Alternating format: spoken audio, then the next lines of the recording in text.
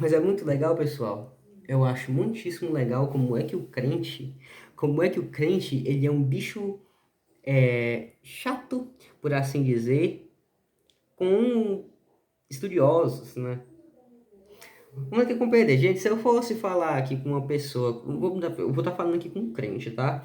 Eu tô falando aqui com um crente sobre uma coisa que estava escrita num livro, A Política de Aristóteles. Então, um crente, ele vai pensar assim, nossa, que interessante. Então, eu vou ler aqui a Política de Aristóteles para me ver se isso aqui realmente está escrito, para me ver aqui se está de acordo com, se realmente ele compreendeu bem o texto.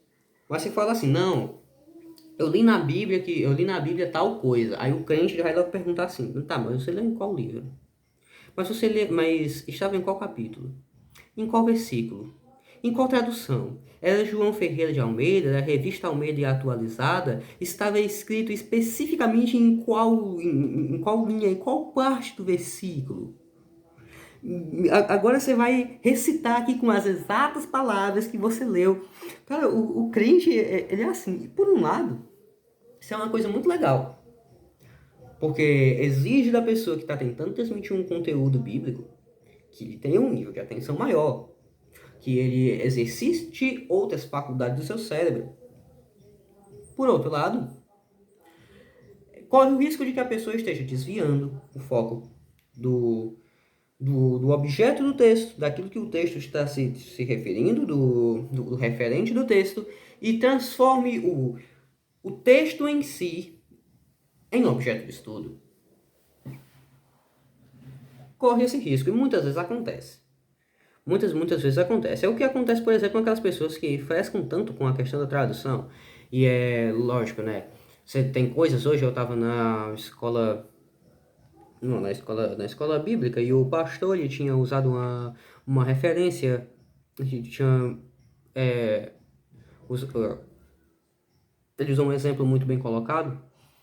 Foi o fato de que, assim, Jonas ele foi engolido por uma baleia, ele foi engolido por um peixe. É lógico que isso faz uma certa diferença, assim, porque pode ser que a pessoa ela tenha essa curiosidade, nossa, caraca, eu vou ver aqui como é que seria, né, se uma pessoa fosse engolida aqui por uma baleia, o que é que poderia acontecer, o que, é que pode ter acontecido com Jonas dentro do estômago de uma baleia, e a pessoa descobre que uma pessoa não conseguiria passar pelo esôfago de uma baleia.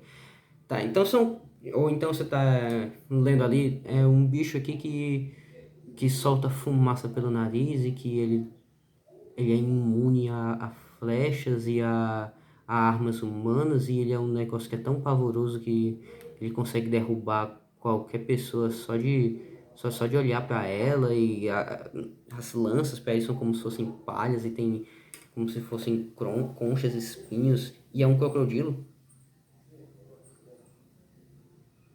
São coisinhas assim, né, que tipo, eu acho que realmente podem atrapalhar. Mas é evidente que, como disse o filósofo Olavo de Carvalho, a fidelidade total ao texto, e aqui ele não estava falando sobre Bíblia, tá?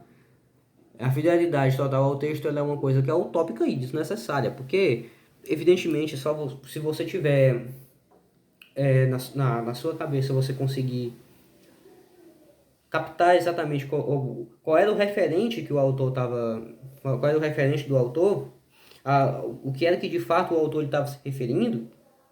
Você entendeu o texto, meu filho, você entendeu o texto. E pode ser muito útil você consultar o original para que você tire certas dúvidas. Mas não é uma coisa que seja totalmente necessária ou obrigatória, ou que o texto ele tenha que estar totalmente fiel, até porque isso não é uma coisa que não é possível, não é possível que ele esteja totalmente fiel, são línguas diferentes, você tem, o código, ele é totalmente diferente do português para o hebraico, né? Do português para o hebraico ou para o grego. E assim, a gente estava falando aqui da questão de como que o crente ele é sério e ele é desconfiado com as coisas que estão escritas na Bíblia. Cara, eu acho isso uma coisa divertidíssima, divertidíssima, apesar de ter isso na minha cabeça. Porque, tipo assim, às vezes eu tô falando de Bíblia aqui, às vezes eu já vi isso acontecer com algumas pessoas, tá?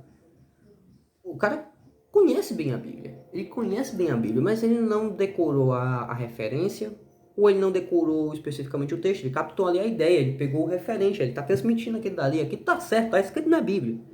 Só que ele acaba caindo em descrédito porque ele simplesmente não disse aonde especificamente estava escrito. Às vezes isso acontece. Eu sou uma pessoa, assim, eu estudo a Bíblia desde quando eu tinha 11 anos de idade. Só que, nossa, às vezes eu vejo pessoas que ela pega assim um certo prestígio por ter decorado certas coisinhas, acaba até que se tornando um medalhão para aquela pessoa, de acordo com a teoria de Machado de Assis, porque ela acabou decorando certas referências, acabou decorando certos números, certos nomes, e ela não tem ela não, mesmo que ela não tenha nem conseguido compreender o que de fato o texto estava querendo dizer, mas ela decorou essas certas coisas, então ela já parece que é uma pessoa culta, que é uma pessoa que entende bastante do assunto, uma pessoa que é boa de Bíblia. Como, por exemplo, eu estudo a Bíblia desde os 11 anos, e até hoje eu não sei quantos livros tem na Bíblia. Simplesmente porque eu não achei, talvez fosse uma informação que fosse interessante, uma informação que fosse útil, mas até hoje eu não achei necessidade de decorar o número de livros que tem na Bíblia. Eu só vou lendo assim, sabe? Eu vou lendo aqui, vou anotando as coisas que são importantes e como é um livro também que eu sei que eu vou estar sempre lendo, eu nem vejo uma necessidade de estar fazendo tantas anotações ou de estar aderindo a vários métodos de estudo, porque é uma coisa que, tipo assim, eu estou estudando desde os 11 anos de idade e eu sei que eu vou estudar isso daqui até eu morrer ou até Jesus voltar. Então, não é como eu vou pegar ali, sei lá, um Dom Casmurro, Machado de Assis, que é um livro que eu gosto bastante, que eu vou ler aqui uma vez, aí eu vou passar não sei quanto tempo para me poder ler de novo. Talvez eu leia umas 3 vezes ou 4, ou talvez mais, dependendo da minha vontade, mas a Bíblia eu estou lendo aqui praticamente todo dia. Então isso é algo que me permite ser um pouco mais flexível, né, no estudo da Bíblia, apesar de que, lógico que é muito vantajoso que você utilize vários métodos de estudo para estar estudando a Bíblia, porque isso vai otimizar muito o seu tempo. Porque é um pouco de preguiça, talvez. Mas é isso assim, pessoal. A mensagem que eu gostaria de estar trazendo aqui com esse vídeo é só de estar explicando para vocês o quanto que eu acho isso um negócio interessante. Não estou dizendo em nenhum momento que isso seja uma coisa ruim, não, pelo contrário, é algo até bastante útil por vezes e didático. Você está explicando para as pessoas, né, as referências bíblicas exatas, os textos, você tem textos bíblicos decorados. Cara, sei lá, os antigos decoravam a Bíblia inteira. Por que a gente não pode fazer isso também, né? Essa é uma coisa que eu acho que todo mundo deveria pensar. Mas, assim, ele também não é algo que seja absolutamente necessário. Não é o que seja absolutamente necessário. E talvez devamos ser um pouco mais flexíveis quanto a isso. E tenha em mente que a gente mesmo deve estar estudando a Bíblia. Então, assim, se você já estuda a Bíblia com uma certa frequência, já faz um certo tempo, certas coisas, até mesmo se o cara estiver, sei lá, inventando um versículo da cabeça dele, ou dizendo um ditado popular achando que é um versículo, você vai saber que não é um versículo, entendeu? Eu acho que deu para explicar muito bem o que eu estava querendo dizer aqui. Agradeço a atenção de todos. Até a próxima. Tchau. E amém.